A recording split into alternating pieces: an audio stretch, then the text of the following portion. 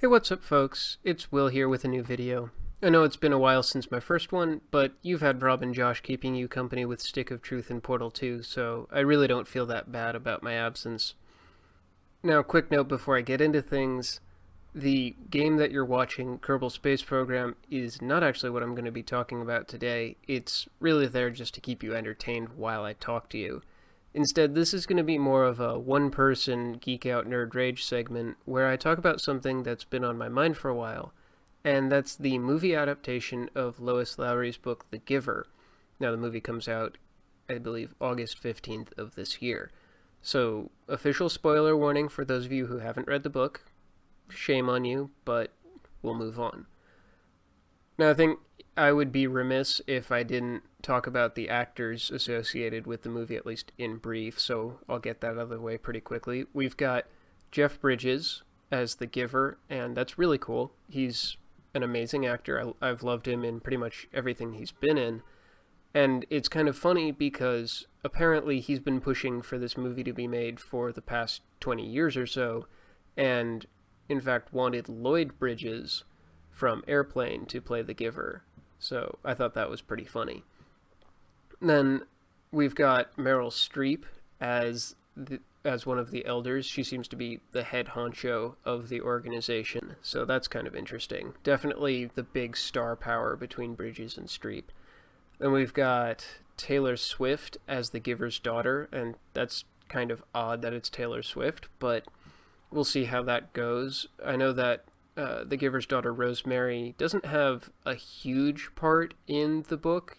In fact, she shows up in one memory, I want to say, and it's the one where she's essentially committing suicide because of the memories that she's gotten from the Giver. So we'll see how that goes. Then we've got, finally, Katie Holmes, she's from Batman, as Jonas's mother. There are, of course, other actors in the movie, but I'm not familiar with them, and so I'm skipping them. Alright, now I'm going to cover the differences between the book and the movie, and I'm going to start with the smaller ones that don't bother me so much, and then move on to the bigger ones that are kind of sticking points that I'm going to gripe about for a while. And the first difference is the kid's age. In the book, Jonas and his friends Fiona and Asher are all turning 13 at the beginning of the book. They sort of go through a coming of age ceremony where they get bikes, and it's a pretty big thing to turn 13. But in the movie, the kids are 16. The actor is actually 24, but that doesn't matter. It's a movie. Anyway, yeah, they're 16, and you might wonder why the age difference. That's actually a pretty significant gap. It's kind of like in Ender's Game, how instead of being 6, he was actually 9 or 10, or even 11 or 12, I think. And what I believe is that like Ender's Game, it's easier to work with older actors. They're more mature. It's just a smoother process. But also that 16 in the United States, at least, where maybe the largest audience is going to be for the movie, is perhaps more associated nowadays with coming of age than 13. 13 used to be coming of age when responsibilities came earlier. But nowadays, at 16, that's when you get sort of the greatest marker of independence for a lot of kids. And so I think that the decision to make the kids 16 is one of trying to make it more accessible to the main target audience in the US, maybe kids between the ages of 14 and 20-something, sort of that main teenage to early 20s demographic. I'm not really bothered by this difference so much, save for the fact that it kind of has some interplay with the puberty issue that comes in later, but it's not a huge deal. I'm not really that bothered by it. The next difference is instead of taking, this is again about the puberty thing, instead of taking pills to suppress the quote-unquote stirrings, which are these dreams that kids have. Basically, they want to get in at other kids' pants. Instead of taking pills to suppress them, they have daily injections. And this one I don't mind, but I also don't agree with it. It's sort of one that I'm letting slide, I guess. And the reason why I don't agree with it is because it just seems like a cheap scare tactic to me. There's no real reason why you have to use injections instead of pills, because in terms of science fiction, you can accomplish the same thing with both of them. Either one can be used as an inoculation, either one can pretty much do whatever you want it to. So when I say it's a scare tactic, I mean, I believe that the director has chosen to use the injections as a symbol of the government, of the elders, of authorities' malicious intent, basically showing them to be the bad guy. Not because injections are inherently a bad thing, because inoculations are great, but because sharp, pointy objects often instill sort of anxiety in people.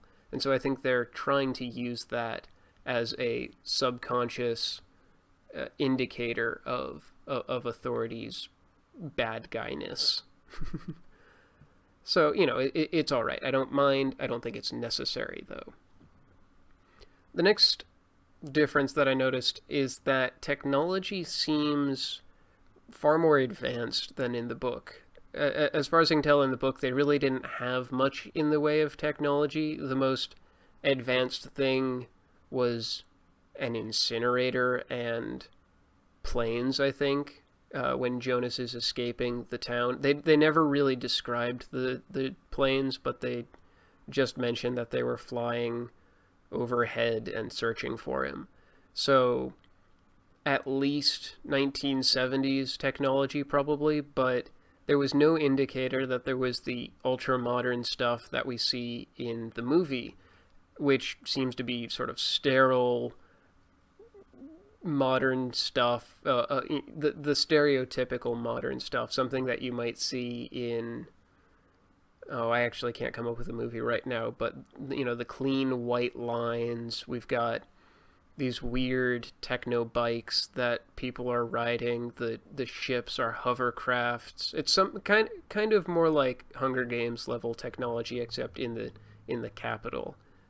And this is another one that I don't mind, but I don't think is really, I don't think it's necessary. I feel as if they're doing this modern technology sort of to take advantage of our current visual effects when it's not something that they need to do. Part of the book's appeal was that, everything was really simple. The people existed kind of in a simple time. And I just think that there's something maybe lost by taking it into the modern technology, modern setting scheme of things. I don't know. We'll see how that turns out. So now I'm going to get into the larger differences, the ones that I actually disagree with. The first one is that instead of having everyone see in black and white and having the film be in black and white, at least initially, and then Jonas sort of sees flashes of color and gets color vision from his memories from the Giver, the movie is going to be entirely in color. And the mark of the Giver is going to be shown by light blue eyes. And I really don't agree with this decision. I think that they're maybe trying to distance themselves from Pleasantville and, the gradual rise of color and the authority that crumbles, etc. But I don't know. I don't think they really need to do that. I think that it's a really interesting way of showing Jonas's, I guess, growth. It would be a really good, interesting way of showing Jonas's growth throughout the movie as he gains color and sort of things become more tense as that happens. And so, I don't know, maybe they'll explain things differently and adequately with full color, but I can't really think of a good way to have the same transition that they had in the book and do it in color in the movie. So I disagree with that. We'll see how it turns out, but I'm a little leery of it.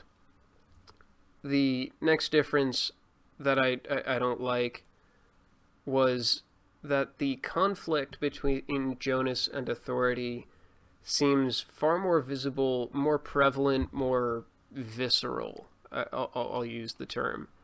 There are some scenes in the trailer where Jonas is fleeing from what look like guards, maybe. And this isn't when he's fleeing from the town. This looks like he's in the town. Something is going down. He's running away from people who are trying to catch him. And that's absolutely not how the book was written. In the book, as I mentioned, the citizens of the town were oblivious to the authority that was oppressing them. In fact, they basically oppressed themselves because they were so instilled with the regime that was in place. They didn't need visible authority figures to keep them under control. Now, there were teachers and things like that, but that was really just for the kids learning, and so it didn't really matter. So having these police officers or guards or what have you in the movie coming after Jonas, I don't know, I think it changes the feel of the plot, the storyline to be less subtle, and I don't like that. One of the things I really, really liked about the book, even when I was younger, was that everything was very, very subtle, and almost if you didn't really know what was going on, if you didn't have the narrative of Jonas, you could think things were all right, just because people were happy, the system worked. I mean, Meryl Streep, her character in the trailer, she says, if people have the freedom to choose, they choose wrong. But if you don't have the freedom to choose and you don't know that you're being oppressed, then you're happy. So it's sort of a Matrix-y kind of thing. And so I disagree with how they're doing this, and I don't know, I'm a little wary of it. We'll see what happens. Maybe it'll be okay. But, I guess I'm not holding my breath. The final difference is maybe a non-issue for some people, but for me, I don't like the fact that they are pushing the romantic subtext between Jonas and Fiona. Now, in the book, there is a subtext because Fiona is the subject of Jonas's stirrings. He likes her. She becomes sort of a sexual,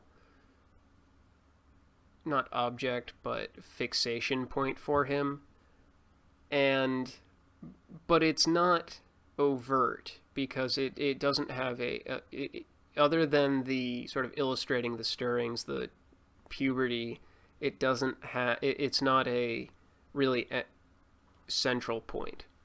Whereas in the movie, it seems like there's going to be sort of overt romance. She's going to reciprocate, they kiss at some point, and I'm not against romance, just to be clear. I just don't think that it's really needed, and I think it's in this movie basically to appeal to people who like romance. And so I guess I can almost let it slide. I just don't think that I think there's a crucial difference, and I'm not sure how to vocalize it or verbalize it rather. There's a difference between a hero who has no real romantic interest or love attachment and who's overcoming oppression, and one who does have a romantic attachment and overcomes that authority. I'm not really sure what that difference is, and so maybe someone listening to this who has some more knowledge into the literary aspect of that interaction can let me know. But it makes me uneasy that they're making that change. And so, again, maybe it's because it detracts from the personal nature of the struggle. Whereas instead of making it just Jonas versus authority saying, no, no, you're wrong. It's, what you are doing is not the way you should do it, and I'm gonna change things. Instead, it becomes, yes, I'm trying to change the system, but I'm also trying to protect my love interest. So, maybe that's the difference for me. And I think that detracting from the personal nature of Jonas's struggle is not necessarily something that I enjoy. But maybe I'm wrong, and not as much will be lost as I'm afraid will be. And that would be really great, because then the movie would be living up to the book as much as I hope it will. And, that's ultimately something that I'm looking for. And I think that pretty much wraps it up. I've hit all the points that I really wanted to, griped where I wanted to, all that. And I'd love to hear from the people watching this. What do you think about the movie? Do you think it's going to do the book justice? Are there things that I didn't talk about that you want to bring up? Do you disagree with me on the points that I did bring up? If you did disagree with me, let me know. I'd love to have a conversation about it. I really like debates, and ultimately it's all about sort of encouraging intellectual thought. That's sort of what Geek Out Nerd Rage is about. And I'll probably make another video maybe discussing movie adaptations in general, and I'll probably do some other videos kind of like this. It, depends on what I'm feeling, what's on my mind. And we'll see where it goes from there. Until then, GG.